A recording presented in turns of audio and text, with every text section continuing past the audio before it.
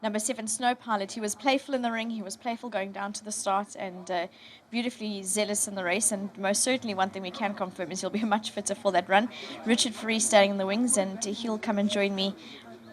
They're all having a good chat here. I think everyone's very excited. It's nice to have a great vibe once a good horse is run and won, even though it's his prep run. But there you go, Richard. Richard's on his way. I said it's quite nice. There's a great atmosphere. Everyone's chatting, confirming what they've just seen. But how did that feel? Well, yeah, we're talking game plan and what's the story for the future. But lovely horse, big boy. So I worked him last week, and I was like, "Yo, Justin, he's on the heavy side. There's a lot of animal. Obviously, he's a colt and he's a Lancaster bomber, so he's definitely going to be going to stud and keep going with the name." But yeah, I didn't know what to expect.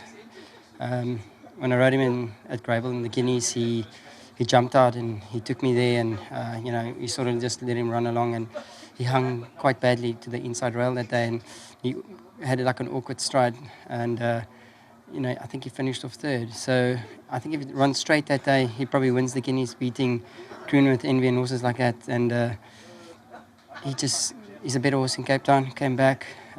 Obviously, this was just part of the prep, and you had to be nervous of One Stripe. He's a beautiful looking horse, and my horse jumped out, and at the 1,000-meter pole, he started rocketing with me, and I said, well, there's nothing I can do. I'm just going to be fighting this giant of a horse, and I just let him roll. And I waited for him to start getting tired, and when I went past the last furlong pole, he started laying down, and I was like, okay, now I'm going to pick you up and let's go to work. And he tightened up, and he kept persevering, and he won a good race. So it's weird seeing a Group 1 horse running in a race like this. He was so well weighted. Well done to Team Snake. They did a great job as always, and to Mrs. Rupert and their family and the team. Lovely horse. Hopefully one day he'll definitely be on the farm making beautiful horses for us. And also to my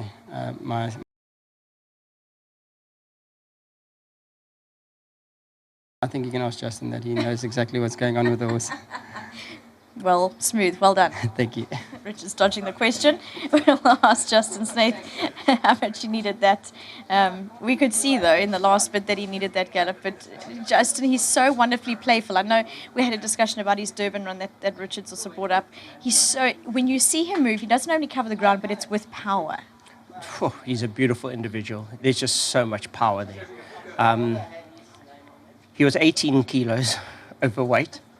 So I knew there would be a point in the race that he'll need to take a big breath. And about 200 out, he took a big breath, and then Richard gathered him again and got him going. But he's just a beautiful individual. Not often I feel a little pressure from the farm about a horse, and this is one of them.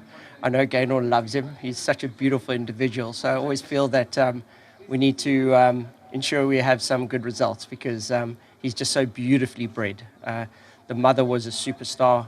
The whole family, she turned out to be a fantastic broodmare as well, and very, very nice just to win this race. Yes, he's waited to win the race, but at the same time, he's just so underdone. He'll come on a lot from this. And all credit to the second and third horse. They game, and at the weights they had it all to do, but they'll come on and have their fun against their own age group, and I'm sure they'll dominate there, but not today. Today's Snow Pilot's day, and he deserves it.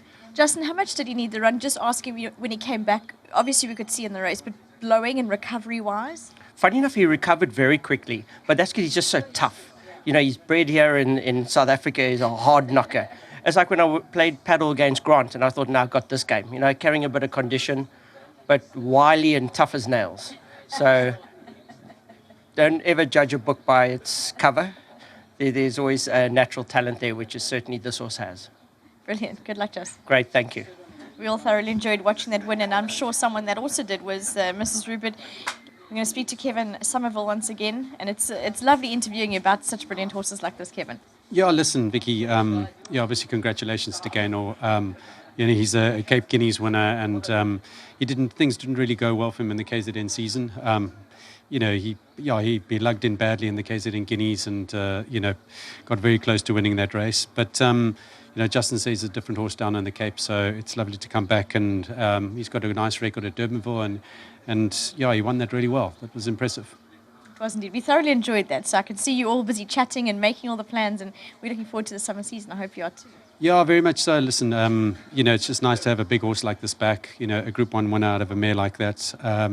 Is exciting. Hopefully we can give a proper go in the in the races leading up. So looking forward to it. Indeed, well done. Thank you, Vicky. Lovely. Thank you very much, Kevin Somerville. Well done to Drakensberg, Mrs. Gaynor, Rupert Snow Pilot. It was really great to watch that. And as Justin rightfully said, taking nothing away from the second and third place horses, they most certainly put in a game run. Just as at Snow Pilot, I think doing all that galloping up front really made them work for it. So good win. Looking forward to what's to come. So exciting times ahead.